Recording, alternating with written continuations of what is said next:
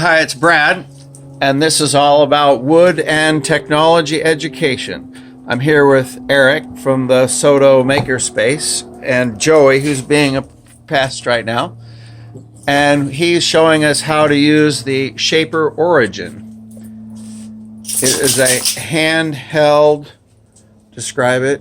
It's the world's first handheld CNC router. Handheld CNC router. Yeah, CNC stands for computer numerically controlled. And that just means that we can take any object and create a path for this machine to follow and cut along. So today we're actually gonna use this bit right here. This is an engraving bit, kind of goes up into a point, and we're going to engrave the inside of a lemon, which is this is going to be a lemonade sign for a lemonade stand for kids in the neighborhood. What he did is just switched out the bit to be a finer bit, and what we have here is the sign material, and then there is X, Y, and Z kind of a track that the machine follows. You see the little domino kind of looking things on the screen? Yeah, now I'm going to tell the machine to plunge down into the material. And it's plunging down until it makes contact with the surface. Now that it's made contact with the surface, it knows where the surface of this plywood begins. And now I have to tell it how deep I want to go down into this dotted line. So how deep is my channel going to be? Right now it is 0.02 inches, which is 2/100ths of an inch. That's not going to be very, very deep.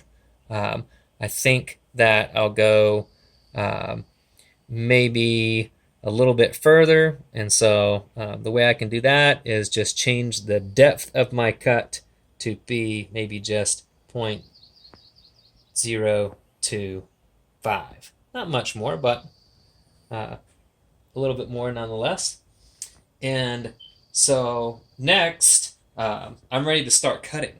And to start cutting, it's going to be quite loud for the video, but what we'll do Let's do it. Let's make some noise. Yeah, I'm going to cut on the vacuum first. This little shop vac's going to make some noise. I will wear my hearing protection, safety first. You should be wearing eye protection too. I'll go ahead and put on my glasses.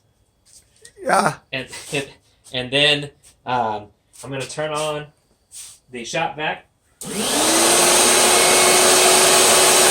to turn on the router. And then I'll begin cutting.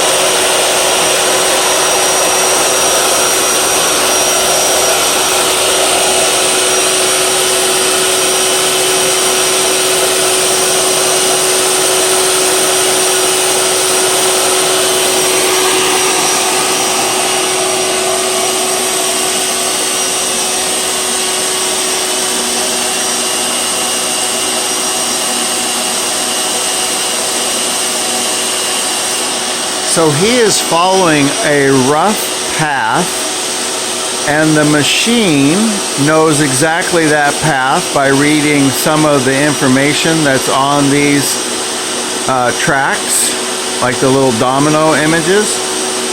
He's running the rough part, but the machine is microscopically turning back and forth so it zeroes out specifically the final end result.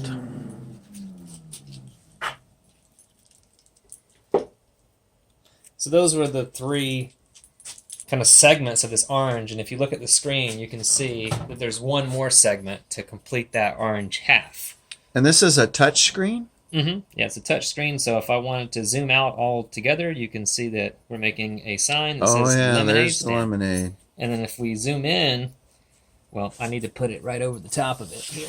If we zoom in, I can say, this is the segment that, these are the three segments that I just cut. 1, 2, 3 that have the blue there. Can you describe, you're roughly following a design, but the machine is doing the fine tuning? Yeah, so when you're pushing this machine, you're pushing it either forwards, pulling it backwards, turning it to the left or turning it to the right.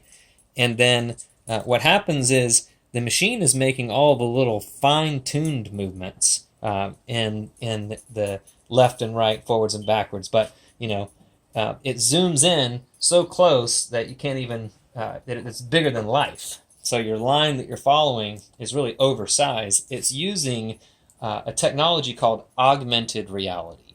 So it's overlaying an object with a digital object, and then you're carving it out.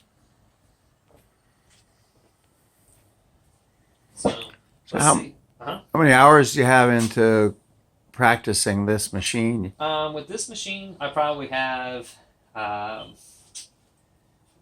don't know, maybe 4 or 5 hours total of cut time where the machine's actually moving. I find it quite laborious to try to do more than like 15 minutes at a time on the machine.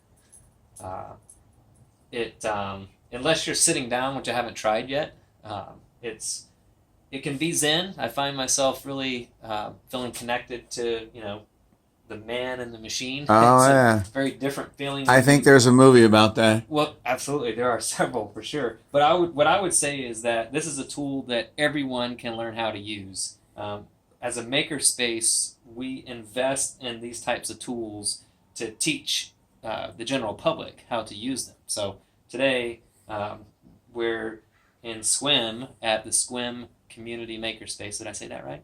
Good.